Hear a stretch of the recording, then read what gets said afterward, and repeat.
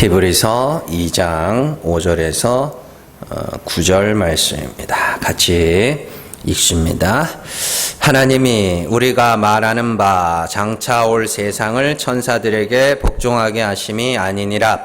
그러나 누구인가가 어디에서 증언하여 이르되 사람이 무엇이기에 주께서 그를 생각하시며 인자가 무엇이기에 주께서 그를 돌보시나이까. 그를 잠시 동안 천사보다 못하게 하시며 영광과 존귀로 관을 씌우시며 만물을 그 발 아래에 복종하게 하셨느니라 하였으니 만물로 그에게 복종하게 하셨은즉 복종하지 않은 것이 하나도 없어야 하겠으나 지금 우리가 만물이 아직 그에게 복종하고 있는 것을 보지 못하고 오직 우리가 천사들보다 잠시 동안 못하게 하심을 입은 자 곧 죽음의 고난을 받으심으로 말미암아 영광과 존귀로 관을 쓰신 예수를 보니 이를 행하심은 하나님의 은혜로 말미암아 모든 사람을 위하여 죽음을 맛보려 하심이라. 아멘. 히브리서 10번째 시간입니다. 그리스도에게 복종하라입니다. 예전에 유명한 어린이 설교집에 그런 내용이 있었습니다. 양과 염소를 비교하는 거예요. 그 마태복음에 나오는 이야기를 갖고 이제 양과 염소를 비교하는데 그 목사님은 이제 진짜 말 그대로 어린이 설교예요. 소설을 쓰는 거죠. 그래서 양과 염소의 발자국은 똑같다는 거예요. 그래서 발자국만 보고 양의 발자국인지 염소의 발자국인지 발자국 모양으로는 구분할 수 없지만 근데 그 발자국이 난 걸 보면 알 수 있다. 그 설교 내용이에요. 그래서 염소는 목자보다 앞에 간다는 거예요. 그래서 발자국을 보면 이게 사람 발자국이 뒤에 있고 염소 발자국이 앞에 있다는 거예요. 근데 이제 양은 사람 발자국이 앞에 있고 염소 발자국이 뒤에 있다. 그래서 우리가 예수님이 앞서 가시면 우리가 이제 뒤따라 가자. 이런 설교였습니다. 마태복음의 내용은 그 내용은 아니죠. 자, 근데 이제 중요한 거는 목자가 어디로 가는지를 알아야 되거든요. 그렇잖아요. 목자가 우리를 어디로 끌고 갈 줄 알고 뒤따라 가야 되는 것이. 사실 목자는 길을 아는 자입니다. 길을 아는 자를 목자라 그래요. 그리고 길을 안다는 것은 그 길을 미리 가본 사람이라는 뜻입니다. 그래서 구약에 나오는 이스라엘의 목자 그러면 제일 먼저 떠오르는 사람이 모세죠. 그래서 모세가 나이 40에 애굽 사람을 쳐서 죽이고 쫓겨난 곳이 어디예요? 광야죠. 그리고 그가 광야에서 쫓겨나서 했던 일이 뭐예요? 양을 치는 일이었죠. 목자였습니다. 자, 그가 80세에 하나님의 부르심을 받은 곳이 어디예요? 광야입니다. 그리고 하나님께서 이스라엘을 광야로 인도할 사람을 광야의 길로 먼저 이동시키신 것. 그리고 거기서 광야를 40년 동안 누비게 하신 후에 부르셔서 이스라엘 백성들에게로 보내시고 홍해를 열어서 광야로 들어가게 하신 후에 모세는 사실 그 길을 뭐예요? 알고 있던 자입니다. 알고 있던 자예요. 그래서 이것들을 보면 목자라는 건 그 길을 아는 자이며 그 길을 먼저 가본 자라는 뜻을 갖고 있습니다. 예수님은 모세와 같은 선지자로서 우리를 인도하시는 하나님의 아들이시죠. 그래서 예수님이 우리를 인도하실 곳은 어디예요? 하나님 나라입니다. 하나님 나라. 그래서 예수님이 우리를 인도하시는 길을 영생으로 가는 길, 보좌 앞으로 가는 길, 하나님께로 가는 길 이렇게 이야기를 합니다. 동시에 예수님은 우리 앞서 목자니까 뭐 해야 돼요? 그 길을 아는 것뿐만이 아니라 그 길을 먼저 가셔야 되는 것이죠. 그래서 우리는 예수님을 목자라고 부르는 이유는 예수님이 어떻게 해요? 그 길을 아는 분이며 그 길을 먼저 걸어가신 분이기 때문에 예수님을 우리의 목자라고 부르는 것입니다. 요한복음 10장 2절에서 5절 말씀 같이 읽습니다. 문으로 들어가는 이는 양의 목자라. 문지기는 그를 위하여 문을 열고 양은 그의 음성을 듣나니 그가 자기 양의 이름을 각각 불러 인도하여 내느니라. 자기 양을 다 내놓은 후에 앞서가면 양들이 그의 음성을 아는 고로 따라오되 타인의 음성은 알지 못하는 고로 타인을 따르지 아니하고 도리어 도망하느니라. 아멘. 자, 예수님은 목자로서 자기 양의 이름을 불러서 인도하십니다. 그리고 예수님은 목자로서 앞서가시고 양은 그의 음성을 듣고 따라가죠. 3절 보세요. 문지기는 그를 위하여 문을 열고 양은 그의 음성을 따라. 자, 그가 4절이구나. 4절. 자기 양을 다 내놓은 후에 앞서가면 어떻게 앞서가요? 길을 아니까 앞서가면 양들이 그의 음성을 아는 거로 따라가되 이렇게 따라오되 이렇게 되어 있습니다. 그러니까 이게 예수님이 앞서가시고 먼저 가시는 거예요. 그리고 예수님의 발자취를 그대로 걸어가는. 그러면 우리를 뭐라 그래요? 양이라고 이야기를 합니다. 그리고 그리스도는 목자 이렇게 가는 것이죠. 그렇다면 예수님은 길을 아는 분이고 그 길을 먼저 걸어가신 분이라면 예수님은 우리를 어디로 인도하고 계신 것인가? 가끔은 그런 생각을 할 때가 있습니다. 차라리 지구상에 어디로 가라 그랬으면 차라리 좀 쉬울 것 같아요.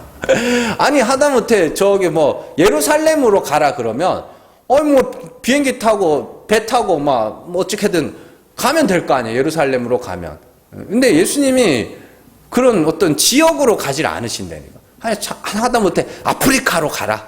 아프리카 거기가 내가 하나님 보좌 앞이다. 그러면 가면 될 거 아니에요. 힘들어도. 말라리아 주사 맞고 가면 되잖아요. 근데 그게 아니에요. 그게 아니라고요. 앞서 히브리서 1장 13절의 말씀에서 예수님이 지금 계신 곳이 어딘지를 말해줘요. 히브리서 1장 13절 같이 읽습니다. 어느 때에 천사 중 누구에게 내가 내 원수로 내 발등상이 되게 하기까지 너는 내 우편에 앉아 있으라 하셨느냐 이렇게 했죠. 원수들이 발등상이 되게 하기까지 너는 내 우편에 앉아 있어라. 그러면 예수님이 지금 어디 계신 거예요? 원수가 발등상이 되기까지 예수님 어디? 보좌 우편, 하나님의 보좌 우편에 앉아 계시죠. 그 말은 목자이신 예수님이 우리 앞서 도착하신 곳이 어디라는 소리예요? 보좌 우편. 목자의 발자취를 따라가는 우리가 가야 할 목적지도 어디라는 소리예요? 보좌 우편입니다. 예수님이 나는 길이라 말씀하시면서 나로 말미암지 않고는 아버지께로 올 자가 없느니라. 그 말과 똑같은 겁니다.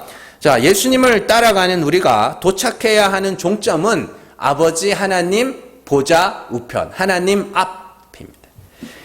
앞서도 말했지만 목자는 길을 아는 자이며 동시에 길을 앞서가는 자입니다. 그렇다면 예수님이 먼저 걸어가신 길이 우리가 걸어가야 하는 길이며 성령이 우리를 인도하시는 길이기도 합니다. 그래서 예수님은 어떻게 보좌 우편에 앉게 되셨는가? 자, 로마서 8장 34절 말씀입니다. 같이 읽습니다. 누가 정죄하리요? 죽으실 뿐 아니라 다시 살아나신 이는 그리스도 예수시니 그는 하나님 우편에 계신 자요 우리를 위하여 간구하시는 자시니라. 아멘. 예수님이 어떻게 보좌 우편에 올라가셨는지를 아주 짧게 요약해서 기록하고 있는 말씀입니다. 죽으실 뿐 아니라 다시 살아나셨다. 죽으셨다가 다시 살아나신 후에 보좌 우편에 올라간 거예요. 그게 예수님께서 하나님 앞으로 가신 길입니다. 먼저 가신 길이에요. 그러면 우리도 뭐 해야 되는 거예요? 따라가야 되는 것이죠. 그게 우리가 가야 하는 길입니다. 그래서 우리도 그리스도와 같이 뭐 해야 돼요? 죽어야 되는 것이고 그리스도와 같이 죽은 자 가운데서 살아나서 그리스도와 같이 보좌 우편으로 나아가야 되는 것이죠. 그래서 예수님이 먼저 그 길을 걸어가신 겁니다. 고난을 받아 죽으시고 부활하실 것을 말씀하시죠. 그러면서 뭐라 그래요? 나를 따르는 자는 자기 십자가를 지고 나를 따르라. 그러면서 계속 죽어라 이야기를 하십니다. 마가복음 8장 31절에서 35절 같이 읽습니다. 인자가 많은 고난을 받고 장로들과 대제사장들과 서기관들에게 버림받아 죽임을 당하고 사흘 만에 살아나야 할 것을 비로소 그들에게 가르치시되 드러내놓고 이 말씀을 하시니 베드로가 예수를 붙들고 항변하매 예수께서 돌이키사 제자들을 보시며 베드로를 꾸짖어 이르시되 사탄아 내 뒤로 물러가라. 내가 하나님의 일을 생각하지 아니하고 도리어 사람의 일을 생각하는도다 하시고 무리와 제자들을 불러 이르시되 누구든지 나를 따라오려거든 자기를 부인하고 자기 십자가를 지고 나를 따를 것이니라. 누구든지 자기 목숨을 구원하고자 하면 잃을 것이요 누구든지 나와 복음을 위하여 자기 목숨을 잃으면 구원하리라. 아멘. 자, 31절에서 나는 많은 고난을 받고 버림받아 죽임을 당하고 사흘 만에 다시 살아날 거야. 그러면서 나를 따라오려거든 너희도 자기 십자가를 지고 자기를 부인하고 나를 따라와라. 그러면서 또 뭐야? 누구든지 자기 목숨을 구원하고자 하면 잃을 것이요. 그죠? 또 나와 복음을 위하여 자기 목숨을 잃으면 구원하리라. 이거 다 뭐예요? 죽으라는 소리예요. 십자가 지고 죽으라는 소리예요. 왜요? 그게 보좌 앞으로 가는 길이니까. 보좌 우편으로 가기 위해서 우리는 반드시 이 땅에서 자기 십자가를 지는 삶을 살아야 하며 예수님과 복음 때문에 자기 목숨을 뭐 해야 돼요? 잃어야 됩니다. 이걸 보고 무슨 복음 전하다가 죽는 거 그런 이야기를 하는데요. 성경이 그게 나쁘다는 게 아닙니다. 절대 폄하하는 게 아닙니다. 성경의 의미는 그게 아니라는 이야기입니다. 그렇다면 자기 십자가를 진다, 자기 목숨을 잃는다는 건 어떤 의미인가? 이거 주일날 다 배운 겁니다. 이것은 우리가 제가 계속해서 반복해서 말씀드리는 겁니다. 율법 앞에서 저주받을 수밖에 없는 죄인임을 인정하고 하나님의 긍휼만 바라는 것, 하나님이 불쌍히 여겨주셔야 구원받을 수 있는 죄인입니다. 요게 뭐예요? 십자가, 자기 십자가를 지고 따르는 것이며 자기 목숨을 잃는 것. 자기 목숨이 뭐예요? 그냥 행위라고 생각하시면 됩니다. 내가 죄인임을 고백하는 순간 내 모든 행위들, 내 자랑들이 어떻게 되는 거예요? 다 버리는 거예요. 그걸 잃는 거예요. 그 목숨을 잃었다라고 이야기를 하는 겁니다. 이해되시죠? 남의 십자가 아닙니다. 자기 십자가입니다. 남의 죄가 아니라 내 죄라고요. 내 죄. 그래서 나와 복음을 부끄러워하지 않으면 나도 부끄러워하는 자는 왜 복음이 부끄러운 거라 그래요? 내가 죄인임을 고백하기가 부끄러운 거죠. 그걸 못하는 거예요. 내 죄를 인정하기가 싫은 거죠. 얼마나 여러분들 텔레비전 같은 거 그냥 보지 마시고요. 진리의 눈으로 보세요. 진리의 눈으로. 사람들이 자기의 허물이 드러나고 죄가 드러날 때 정말 저 사람들이 자기 잘못을 인정하는가 인정하지 않는가를 한번 보시라고요.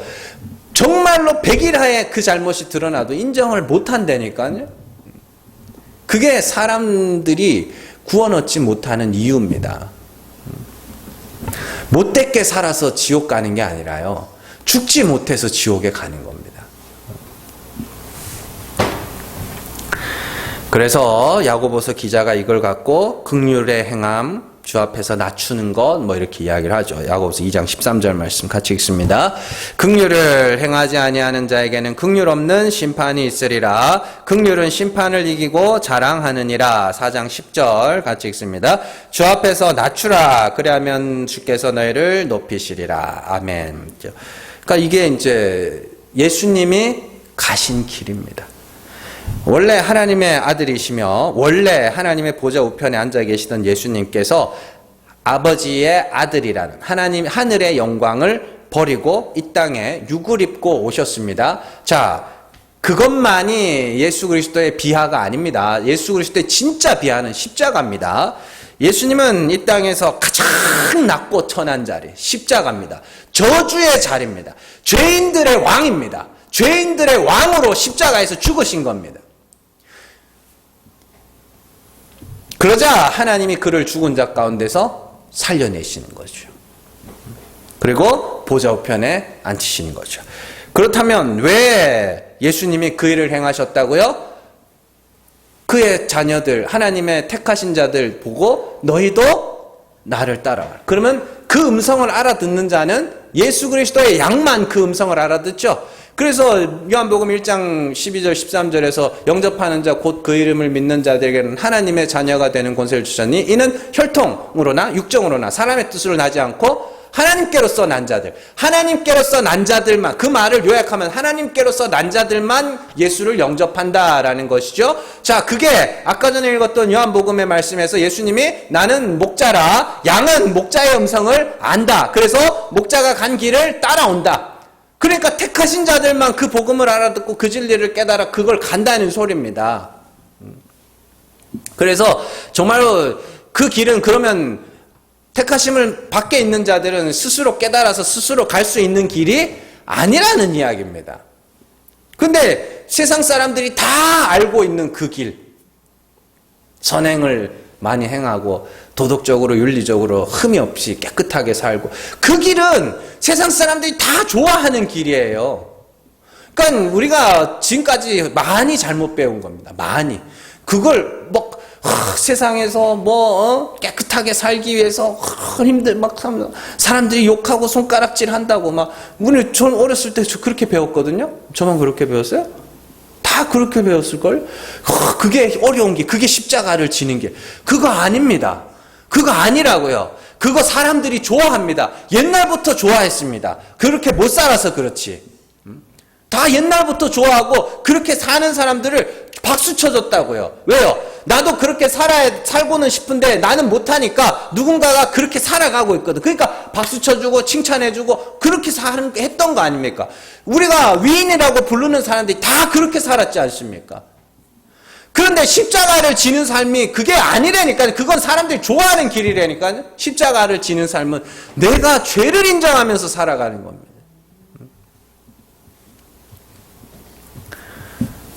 그래서 오늘 말씀이 그 이야기를 하고 있죠. 오늘 말씀으로 잘 보세요.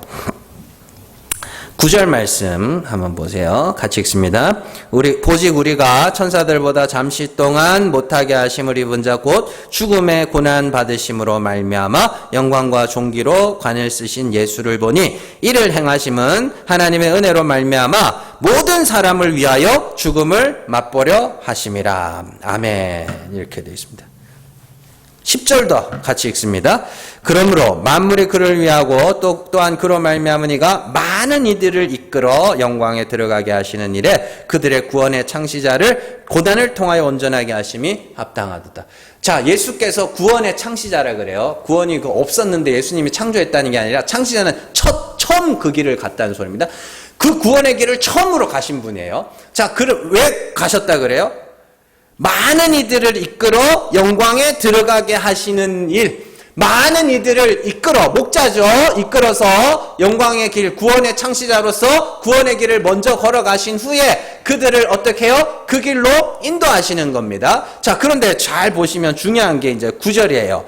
영광과 존귀로 관을 쓰신 예수라는 말이 나오는데 영광과 존귀로 관을 썼다는 표현과 하나님 보좌 우편에 앉으셨다는 건 같은 이야기입니다. 같은 표현이에요. 자, 그런데 영광과 존귀로 관을 쓰신 예수님을 부르는 데 있어서 수식하는 말이 하나 붙어 있어요. 뭐냐면 죽음의 고난을 받으심으로 말미암아 이렇게 돼 있죠. 죽음의 고난 받으심으로 말미암아 영광과 존귀로 관을 쓰신 예수. 여기서 말미암아라는 이 헬라어 단어 전치사 디아라는 단어인데요. 이게 엄청 중요한 단어입니다. 이게 뭐냐면 무엇을 통과하여 무엇 때문에 이런 거 원인과 결과를 나타낼 때 쓰는 단어이기도 하고 그런 것이죠. 그러니까 이렇게 설명하면 됩니다. 죽음의 고난이 원인이고 그 죽음의 고난이 원인이 되어서 영광과 존귀로 관을 쓰는 결과를 낳았다. 이런 이야기입니다. 그러니까 거꾸로 말하면 영광과 존귀로 관을 쓰기 위해서는 반드시 죽음의 고난을 통과해야 된다라는 이야기입니다. 그래서 예수님이 먼저 십자가에서 죽음의 고난을 통과하신 후에 하나님이 죽은 자 가운데서 살리시고 보좌 우편에 앉히셔서 영광과 존귀로 관을 씌우신 겁니다. 왜 그렇게 하셨다고요? 왜? 원래 그렇게 안 하셔도 되는 분인데 왜 그렇게 하셨다고요? 구원의 창시자로서 많은 이들을 이끌어 영광에 들어가게 하시기 위해서. 그건 목자예요, 그게. 목자로서 이 땅에 오셔서 먼저 말로 설명을 해주시죠. 아까 전에 우리가 했던 마가복음 8장의 가장 대표적인 것이죠. 나는 많은 사람들의 고난을 받고 십자가에 죽은 지 4월 만에 부활할 거다. 그런 후에 너희가 나를 따라오거든 자기 십자가를 지고 나를 따라와라. 자기 목숨을 잃는 자 얻을 것이다. 이렇게 이야기를 하시는 거죠. 똑같은 이야기입니다. 똑같은 이야기예요.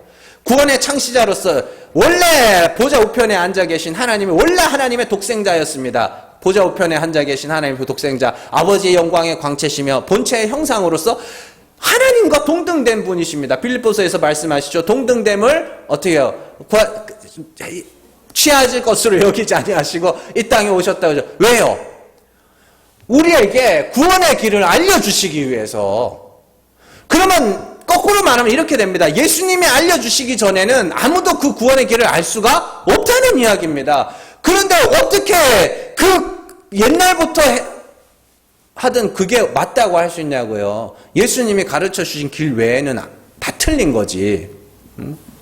그래서 교회 안에 세상 지식이 들어오면 안 된다고 이야기를 하는 겁니다. 세상 지식하고 성경하고 섞여서는 안 된다고 이야기를 하는 거예요. 그러니까 결국에는 십자가의 고난을 통과한 자들만이 아버지 보좌 우편으로 나아갈 수 있다. 영광과 존귀로 관을 쓸 수 있다라는 것을 보여주시기 위해서 예수님이 말씀으로 가르쳐 주시고 그 삶으로 죽음과 부활을 통하여 보여주셨다. 그런 이야기죠. 그러니까 고난이 없으면 영광도 없다는 겁니다. 예수님을 믿는다는 것은 예수님과 같은 죽음을 죽고 예수님과 같이 살아날 소망을 갖는다는 것과 같은 말입니다. 그렇기 때문에 성도가 이 역사 속에서 통과해야 하는 것은 십자가의 고난이며 죽음의 고난이며 완전한 자기 부인이며 그 결과 전적인 하나님의 의존, 전적인 하나님의 긍휼만을 바라는 상태, 그 상태를 뭐 하는 거예요? 우리가 유지해 나가는 거, 지켜가는 겁니다. 그러면 어떻게 하겠어요? 공격을 어떻게 해오겠어요? 마귀는 어떻게 공격해 오겠어요? 그 긍휼의 자리에서 떠나게 하겠죠. 여러분들 이 시스템이라는 게 굉장히 중요한 겁니다. 시스템이라는 걸 우리가 지금 뭐 텔레비전에 보니까 그 IMF 코로나 기간 동안에 지은 아파트들이 뭐 순살 철근을 빼먹어가지고 순살 아파트가 돼가지고 그래서 했다는데 그게요 옛날에 삼풍백화점 또 성수대교 무너질 때 그때 이미 했잖아요. 그래서 그 일을 계기로 말미암아 시스템을 다시 건축 시스템을 다시 구축을 했거든요. 그런데요 이 시스템이라는 건 가만 놔두면 작동하지 않습니다. 그건 계속해서 관리하고 감독하고 해야 그 시스템이 유지가 된다고요. 우리 몸이 체온이 36.5도를 유지하기 위해서 여름에는 쭉 처지게 만듭니다. 여름에는. 겨울에는 어떻게 해요? 겨울에는 발발발발발 떨게 만듭니다. 왜요? 그 시스템이라는 건 가만 놔둔다고 자동으로 움직이지 않는다니까. 우리가 날마다 복음을 듣고 또 듣고 예배 참석해가지고 듣고 또 듣고 하면서 계속해서 복음을 반복해서 듣고 해야 되는 이유는 뭐냐면 이 은혜라는 거, 긍휼이라는 이 시스템을 유지하기 위해서는 계속해서 그 항상성을 유지해줘야 되는 겁니다. 왜냐하면 끊임없이 이 긍휼의 자리를 떠나게 만드는 온갖 세상의 지식과 세상의 말들이 우리를 공격해온단 말이에요. 그러니까 이 믿음을 지킨다는 건 뭔가 우리의 체온이 36.5도에서 37도로 38도로 올라가는 게 아니라 이 36.5도를 뭐 하는 거예요? 유지시켜 가는 겁니다. 그래서 예수님께서도 에베소 교회에게 첫사랑을 회복해라. 그 말은 그들이 첫사랑에서 뭐 했다는 게 지금 떠났다는 거예요. 그러니까 첫사랑 그때가 진짜 온전한 신앙인데 이걸 유지하지 못하고 있다는 소리잖아요. 떨어졌든지 올라갔든지 간에. 그 항상성을 유지하는 게 믿음을 지킨다고 이야기하는 거예요. 그러니까 항상 뭐 하는 거예요? 긍휼의 자리를 지켜가는 것이죠. 그렇게 예수님은 아버지 보좌 우편으로 가는 방법을 가르쳐 주시기 위해서 이 땅에 오셨고 실제로 그 길을 걸어가심으로 그 길이 진짜 생명으로 가는 길임을 우리에게 보여주십니다. 그리고 하나님은 그 아들을 보내시고 말씀으로 보좌 우편으로 가는 길을 가르쳐 주시고 죽음과 부활 그리고 승천을 통하여서 실제로 보좌 우편으로 가는 길을 알려주신 그 모든 과정들을 하나님의 은혜야 이렇게 이야기합니다. 그게 9절에 나오죠. 9절에 보시면 나오죠. 거기 보시면 이를 행하심은 하나님의 은혜로 말미암아 모든 사람을 위하여 죽음을 맛보려 하심이라. 이렇게 하죠. 예수를 보내시고 죽음의 길을 걸어가게 하시고 우리에게 성령을 보내셔서 우리에게 그 죽음의 길을 그리스도께서 걸어가신 그 죽음과 부활의 길을 걸어가게 하시는 그 모든 과정들이 다 뭐예요? 하나님의 은혜다. 이렇게 이야기를 합니다. 자, 한번 생각할 문제를 한번 내드릴게요. 보통 이제 고등학생들이 대학교 가려면은 수학 능력 시험을 쳐야 됩니다. 그렇죠? 수학 능력 시험을 치는데 수학 능력 시험을 치려면 초, 중, 고등학교 과정을 차근차근 다 거쳐야만 수학 능력 시험을 칠 수가 있습니다. 그런데 예를 들면 초등학교 갓 입학했는데 초중 고등학교 시간을 합치면 12년이잖아요. 내가 12년을 줄 테니까 아무것도 안 가르쳐주고 초등학교 딱 입학했는데 수학능력 시험을 얘한테 주면서 12년을 줄 테니까 네 힘으로 한번 풀어보라 그러면 풀 수 있을까요? 없을까요? 예? 못 풀어요. 한글부터 떼야 되는데 그렇잖아요. 그러니까 단계를 밟아 가서 수능 문제를 풀 수 있는 거지 처음에 딱 초등학교 입학한 애한테 아무것도 안 가르쳐주고 그 시험 문제를 주고 네가 학원 같은 거 생각하지 마시고 네가 이거 줄 테니까 12년의 시간을 줄 테니까 풀어봐라 그러면 못 푼다니까요. 그러니까 하나님이 우리의 삶을 어떻게 해요? 차근차근 예수 그리스도께서 걸어가신 길로 걸어가도록 인도를 해가시는 것이죠. 그래서 하나님은 구약 성경을 통해서 율법으로는 의에 이룰 수 없음을 이스라엘 민족을 통해서 증명하셨습니다. 그리고 예수 그리스도를 보내셔서 율법의 진짜 기능과 하나님이 죽은 자를 살리시는 분이심을 나타내심으로 사람이 의롭게 되는 것이 그리스도를 믿음으로 말미암아 되는 것임을 말씀을 통해서 보여주셨고 그리스도께서 죽으시고 부활하시고 보좌 우편에 가는 걸 통해서 우리에게 다 보여주셨습니다. 자, 그래서 우리는 이 땅에서 그리스도와 같은 죽음을 죽어야 되는데 문제는 그것마저도 우리 힘으로는 할 수가 없다는 것이죠. 로마서 8장 16절에서 18절 말씀 같이 읽습니다. 성령이 친히 우리의 영과 더불어 우리가 하나님의 자녀인 것을 증언하시나니 자녀이면 또한 상속자 곧 하나님의 상속자요 그리스도와 함께한 상속자니 우리가 그와 함께 영광을 받기 위하여 고난도 함께 받아야 할 것이니라. 생각하건대 현재의 고난은 장차 우리에게 나타날 영광과 비교할 수 없도다. 로마서 8장 26절 같이 읽습니다. 이와 같이 성령도 우리의 연약함을 도우시나니 우리는 마땅히 기도할 바를 알지 못하나 오직 성령이 말할 수 없는 탄식으로 우리를 위하여 친히 간구하시느니라. 아멘.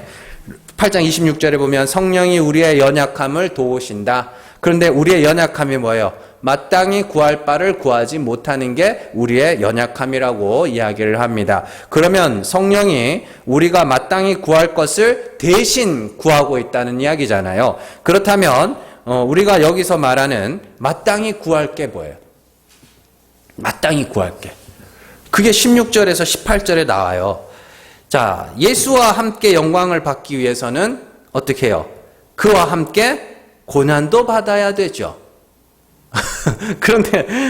그런데 그게 하나님의 상속자의 삶이잖아요. 곧 나오던 17절에 자녀이면 또한 상속자 곧 하나님의 상속자요 그리스도와 함께한 상속자니 우리가 그와 함께 영광을 받기 위하여 지금 히브리서 말씀하고 이 말씀하고 똑같은 말씀입니다. 그와 함께 영광을 받기 위하여 고난도 함께 받아야 할 것이니라 이렇게 되어 있습니다. 그러면서 현재의 고난 장차 우리에게 나타날 영광과 좋게 비교할 수 없다 이렇게 이야기를 하죠. 자, 그러면 우리가 구해야 될 게 뭐예요?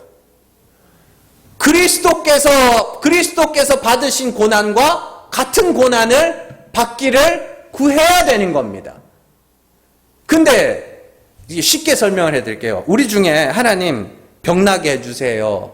망하게 해주세요. 가정 파탄나게 해주세요. 뭐 이런 기도하는 사람 있어요? 없죠? 그게 우리의 연약함이라고요. 진짜 그렇게 기도하라는 이야기가 아니고 그리스도께서 받으신 그 십자가의 고난 우리도 받아야 되는데 우리가 그 고난을 어떻게 해요? 구해요? 안 구해요? 안 구하죠. 그래서 어떻게 해요? 성령이 우리를 대신하여 구하시는 겁니다. 그러면 성령은 하나님의 깊은 것까지도 통달하시는 분이라 하나님과 하나이신 분이죠. 그러면 어떻게 돼요? 그 기도가 응답이 되겠네요. 그러면은 그 고난이 그리스도께서 받으신 고난이 우리에게 찾아오겠네요. 그걸 뭐라 그러냐면 16절에서 성령이 친히 우리의 영과 더불어 우리가 하나님의 자녀인 것을 증언하신다. 성령이 우리가 하나님의 자녀인 것을 어떻게 해요? 고난을 통하여서. 자, 그래서 우리는 연약하여 구하지 못하는 고난을 성령이 탄식함으로 우리를 대신해서 구하는 것입니다. 상속자들이 받아야 하는 고난, 자기를 부인하는 고난, 자기 십자가를 지고 하나님의 저주받을 죄인임을 고백하는 고난, 그 자기 목숨을 잃는 그 고난이 찾아오기를 성령이 우리를 대신하여 탄식하며 구하고 있어요. 그리고 성령은 하나님과 하나이신 분이기 때문에 어떻게 그 기도는 반드시 응답되는 것이죠. 그래서 고난이 찾아올 때 내가 죄인으로 드러나고 내가 하나님 앞에서 부끄러움이 드러나고 하나님의 긍휼이 아니면 나는 구원받을 길이 없구나, 이걸 깨달은 것이 성령이 우리 안에서 우리가 하나님의 상속자임을 뭐 하는 거예요? 증언하십니다. 그러니까 고난이 곧 뭐예요? 아들 된 증거라는 거죠. 그래서 히브리서 뒤에 가면 나오잖아요. 징계가 없는 건 사생자요 친아들이 아니라고. 그리고 그들 사생자는 여호와의 회에 들어갈 수가 없다, 이렇게 이야기해요. 다 연결되는 거죠. 그러니까 자기가 부인되는 고난이 찾아오는 것이 성령이 우리에게 계시다는 증거이며 우리가 하나님의 아들이라는 증거인 것입니다. 그래서 현재의 고난은 장차올 영광과 좋게 비교할 수 없습니다. 장차올 영광이 뭐예요? 하나님의 상속자, 하나님의 아들. 현재의 고난은 뭐예요? 내가 부인되는 고난. 하나님이 왜 그렇게 일하신다고요? 하나님의 은혜의 영광을 찬송하도록 하기 위하여서, 전적인 하나님의 은혜로 내가 구원받게 되었음을 고백하도록 하기 위해서, 찬송하도록 하기 위해서, 감사하도록 하기 위해서. 요즘에 사람들끼리도 감사가 없어지는 이유가 뭐냐면 사람들이 너무 잘나서 그래요. 개뿔 잘난 것도 없으면서 너무 잘났어. 너무 잘나가지고 어려서부터 우냐우냐 키워서 그래요. 다 집에서 인간의 거의 대부분의 문제는 가정에서 다 시작되거든요. 가정에서 혼도 안 나고 그렇게 키워놓으니까 그 사랑받는 게 당연하게 여겨지는 것이죠.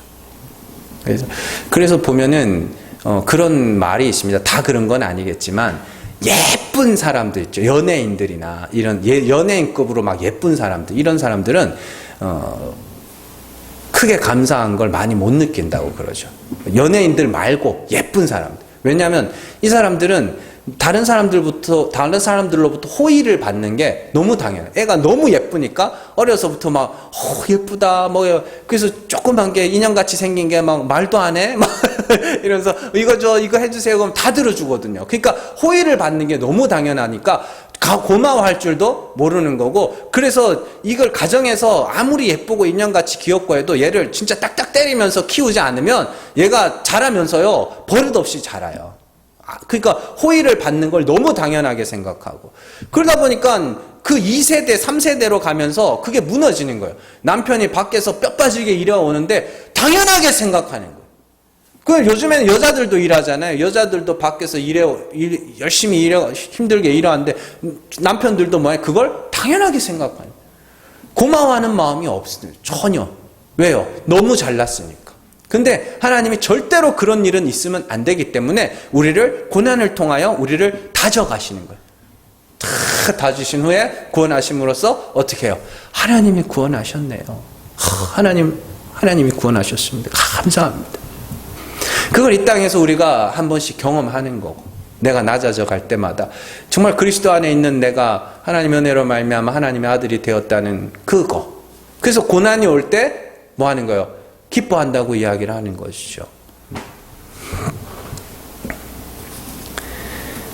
그래서 오늘 말씀에서 예수님을 뭐라 그래요? 천사들보다 잠시 동안 조금 못하게 하심을 입은 자, 이렇게 이야기를 합니다. 그러니까 원래는 뭐라는 소리예요? 천사보다 월등히 높으신 자. 그래서 히브리서 1장에서 영광의 광채 뭐 이렇게 하면서 1장에서 계속 천사보다 더 높으신 분이라고 쭉 이야기를 해오고 이제 2장으로 이렇게 넘어온 것이죠. 그렇게 하나님과 동등하신 분이 육신을 입고 천사보다 못한 모습으로 이 땅에 오신 이유는 결국에는 하나님의 아들이 될 자들, 택하신 자들을 어떻게 해요?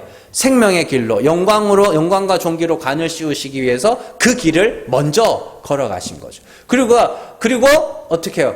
자, 갔으니까 따라와! 이래요? 성령을 보내시죠. 성령을 보내셔서 성령이 우리를 어떻게 해요? 끌고 가시죠. 그래서 예수님께서 베드로에게 젊어서는 네가 띠띠우고 네가 원하는 길로 갔지만 이제 늙어서는 남이 내게 띠띠우고, 남이 누군데? 하나님이요. 하나님이 성령으로 띠띠우셔서 뭐 하는 거예요? 네가 원하지 않는 길, 그 길로 끌고 갈 거야. 이렇게 이야기를 합니다. 그게 단순히 복음 전하다가 묶여가지고 어디로 간다 이런 이야기가 아닙니다. 자, 그래서 성령의 인도하심을 받아 우리도 그리스도께서 받으신 죽음의 고난, 그 고난을 받는 것이 곧 그리스도에게로 가는 것. 그걸 뭐라 그러냐면 그리스도에게 복종한다, 이렇게 이야기를 합니다. 제가 말씀드리죠. 복종이라는 건 유대인에게 있어서 복종은 시키는 대로 하는 게 아닙니다. 그래서 어떤 목사님은 순종하면 100배, 복종하면 맞나? 복종하면 60배, 또 뭐 하면 30배, 억지로 하면인가? 그렇다고요. 정말 그 수준이 진짜 의심이 되는. 그게 또 누가 또 떠들어댔으니까, 처음에 누가 떠들어댔으니까 또 그걸 배우고 해가지고 또 한 바퀴 돌죠. 복종이라는 건 종속입니다. 그의 소유가 됐다, 이런 뜻입니다. 그래서 남편이, 성경에 보면 남편이 아내를 뭐예요? 지참금을 주고 사오죠. 그래서 그 상태를 뭐라 그래요? 나는 이제 당신의 소유. 그걸 복종이라고 이야기를 합니다. 그래서 복종이라는 단어 자체가 종속되다, 이런 뜻이 있는 것이죠. 그래서 예수님께서 포도나무의 비유를 하시면서 내가 네 아내, 네가 내 아내, 이 상태가 뭐예요? 복종. 그래서 우리가 예수께서 걸어가신 길을 성령의 인도하심을 따라 그대로 따라가고 있는 그 상태를 뭐라면 복종이라고 하고, 그걸 뭐라 그러냐면 그리스도의 발등상이 되었다, 그리스도의 발 아래 복종했다, 이렇게 이야기를 합니다. 발등상이 되었다는, 우리가 그 앞에 엎드렸다는 이야기입니다. 그래서 왕의 신하들이 왕 앞에서, 백성들이 왕 앞에서 엎드려서 부복하는 상태를 왕의 발등상이 되었다, 이렇게 표현을 하는데, 그런데 중요한 건 우리가 왕의 발등상이 되었다, 왕의 백성이 되었다는 건 뭐냐면 목자께서 먼저 걸어가신 길을 내가 지금 끌려서 걸어가고 있는 거예요. 그 상태를 발등상, 원수들이 발등상 되게 하기까지 너는 보좌 우편에 앉아라, 이렇게 이야기를 하는 겁니다. 원수는 누가 원수예요? 우리가 원수였잖아요. 왜요? 하나님과 원수되어서 어떻게 원수됐어요? 어떻게? 내가 영생에 이르고자, 진리를 알기 전에는 내가 영생에 이르고자 했잖아요. 사람의 의를 좋아했고. 그게 하나님과 원수된 거였다니까. 그런데 이제 하나님을 알게 되자 내가 어떻게 해요? 점점 내 죄가 드러나기 시작하고, 내 죄가 내 눈에 드러나기 시작하고, 내가 죄인임을 알게 되고 고백하게 되고, 그러면서 내가 저주받을 죄인이구나라는 걸 고백하게 되죠. 그 긍휼의 자리로 가게 되죠. 그걸 그리스도에게 원수가 발등상이 되었다, 이렇게 이야기를 하는 겁니다. 그러니까 지금 우리가 그 길을 걸어가고 있으면 우리가 하나님의 아들입니다. 내가 하나님의 아들이라는 증거는 내가 부인되고 있다는 것, 그것이 내가 아들인 증거죠. 그래서 고난도, 우리가 환난도 기쁘게 받아낸다, 사도 바울이 그렇게 이야기를 하는 것이죠. 자,